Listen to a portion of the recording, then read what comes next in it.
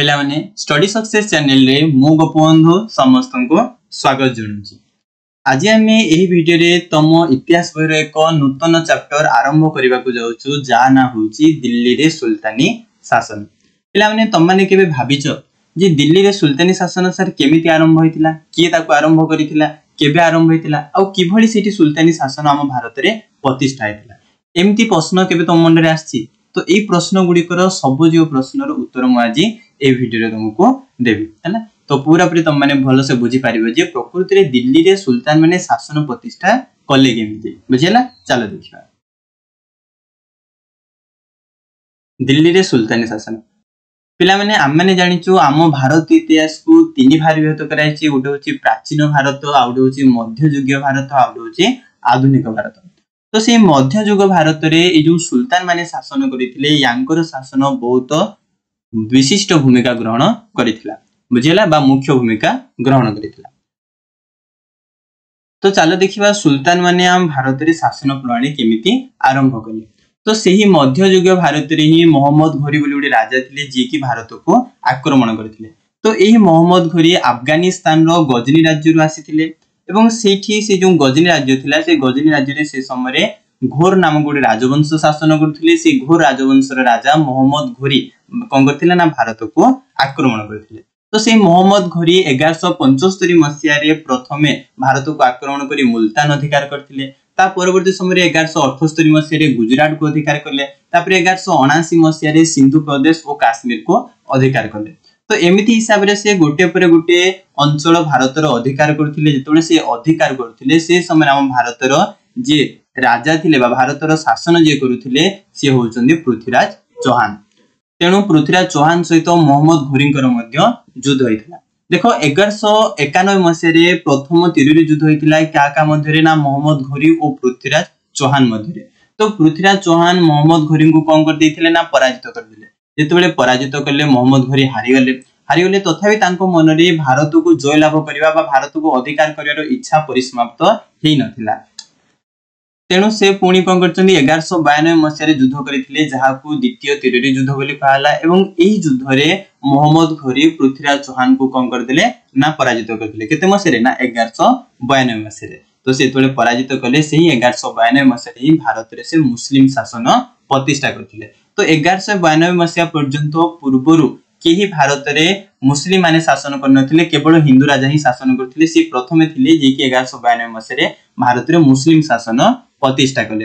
तो एठी मुस्लिम शासन प्रतिष्ठा हिची ना कि गोटे सुल्तानी शासन प्रतिष्ठा हिची। चलो देखिबा ताले सुल्तानी शासन पुनी केमिति प्रतिष्ठा हला।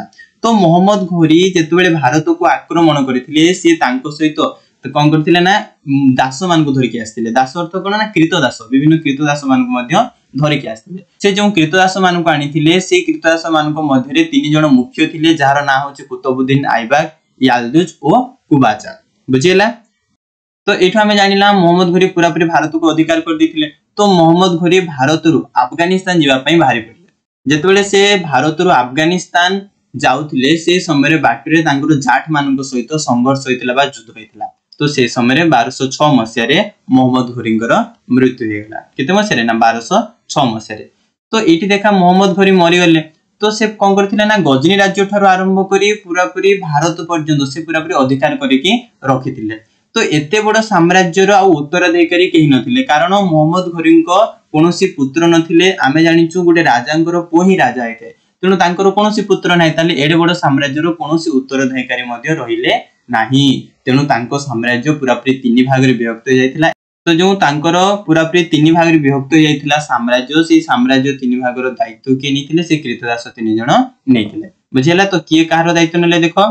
तो तांको साम्राज्य तीन भाग रे विभक्त होइतिला। गोटे होची भारत जहार शासन भार ग्रहण करिथिले कुतुबुद्दीन ऐबक।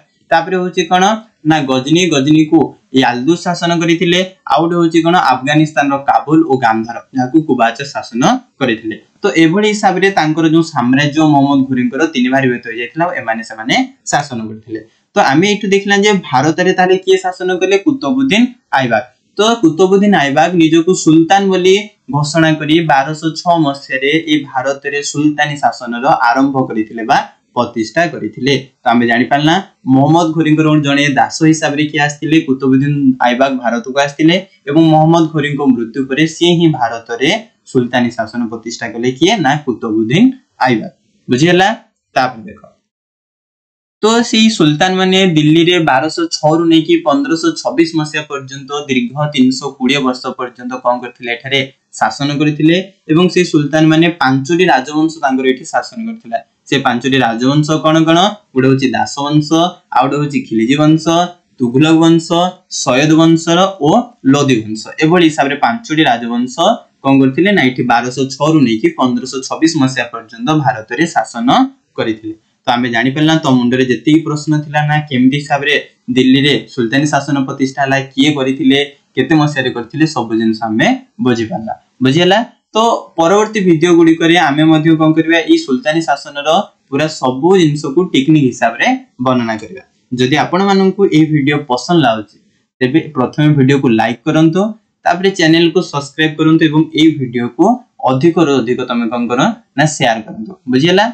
आउ आज एठी मु विदाय नउची हला। जदि वीडियो पसंद लाउची धन्यवाद।